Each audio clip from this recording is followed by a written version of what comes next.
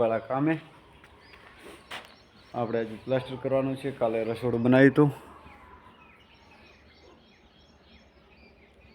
રસોડાને plaster કરવાનું બાકી રહી ગયું છે, એટલે પતરા ઢોકી રસોડું કમ્પ્લીટ કરી નાખીએ.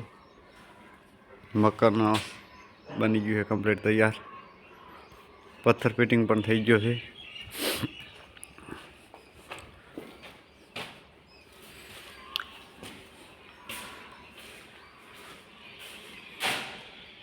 પથ્થરના અંદરના કોડાઈ બનાવી નાખીએ. 2 રૂમો બોર્ડર પણ બની ગઈ છે.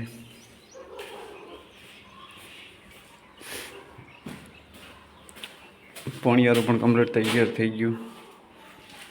હવે જો રસોડું કમ્પ્લીટ તૈયાર થઈ ગયું. આપણે ચૂલાવાળો રસોડું બનાવવાનો છે, એટલે એ પણ આપણે કમ્પ્લીટ તૈયાર કરી નાખો.